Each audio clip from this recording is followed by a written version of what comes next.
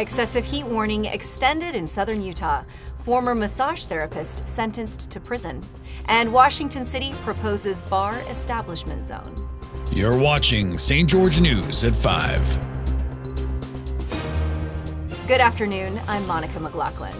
The National Weather Service extended an excessive heat warning through Saturday for Kane, Garfield, Iron, and Washington counties in southern Utah due to temperatures expected to reach up to 115 degrees. Meanwhile, crews battle 3 wildfires, including the Deer Springs Fire, the Little Twist Fire, and the Silver King Fire.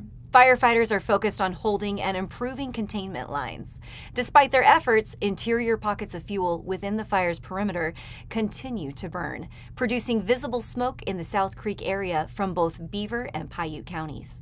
These wildfires are exacerbated by the excessive heat warning and high temperatures, which create challenging conditions for firefighting efforts. Smoke from the fires contributes to the hazy conditions observed in the area. 42-year-old Tyler Trost Braun, a former Cedar City massage therapist, has been sentenced to at least 7 years in prison for sexually abusing multiple customers. He pleaded guilty to 1 count of object rape and 2 counts of forcible sexual abuse, with sentences to run consecutively.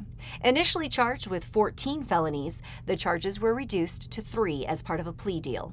His final prison time will be determined by the Utah Board of Pardons.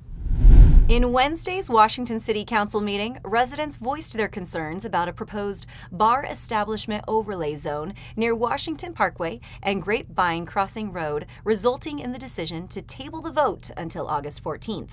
We'll go to Haven Scott for more on this story. A handful of Washington City residents attended the latest City Council meeting to voice their concern over a proposed zoning change. The proposed bar establishment overlay zone could potentially provide multiple businesses the right to sell alcohol on 40 acres of land near the corner of Washington Parkway and Grapevine Crossing Road. David Clement told the council his house would be nearest to the bar overlay zone while drawing messages from the city's general plan regarding proper planning. The general plan says that the decisions that you make will impact the shape of the community and the residents' quality of life. In my opinion, there is a large majority of those living and renting in the Sienna Hills area that would feel their quality of life be negatively impacted by bars in the development that we're speaking about.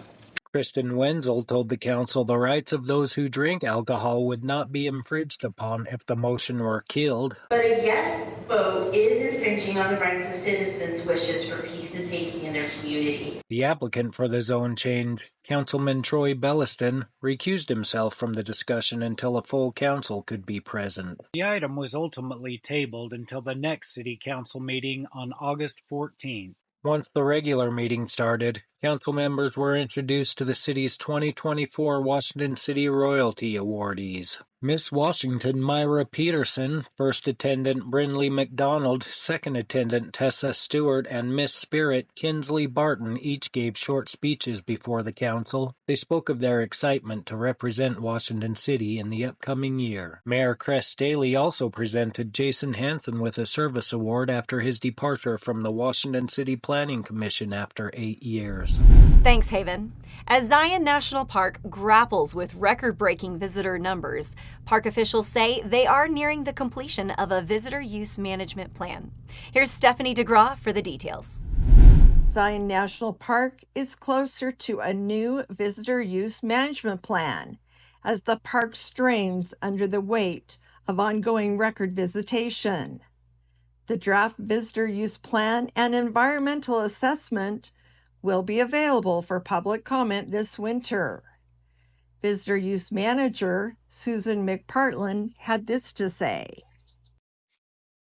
So hopefully many of you have seen that Zion National Park is developing a visitor use management plan to provide access in a way that protects resources while creating opportunities for high quality visitor experiences.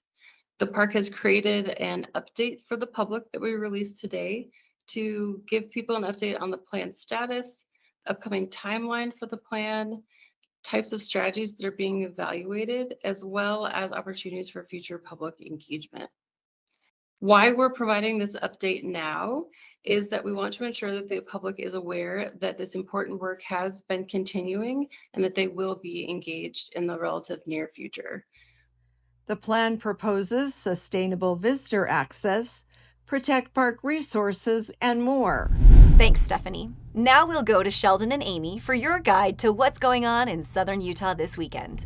That's right, so many great things happening this weekend starting at Tuacahn. You don't want to miss it. Jersey Boys is happening. And Ring of Fire, man, you can't miss those shows. And Kayenta Center for the Arts has Sin Sizzle, which is independent films. They're playing just these screens of independent films. You gotta go see them. They're brand new independent films. It's gonna be great. And if that's not enough, head to Casablanca. Yeah, it's gonna be Roxy Stardust playing live 21 and older, but it's a great show. You don't want to miss it. Make it a staycation. And then if you want to see the full list of events, see our TGIF listing on stgeorgenews.com. Now back to you in the studio.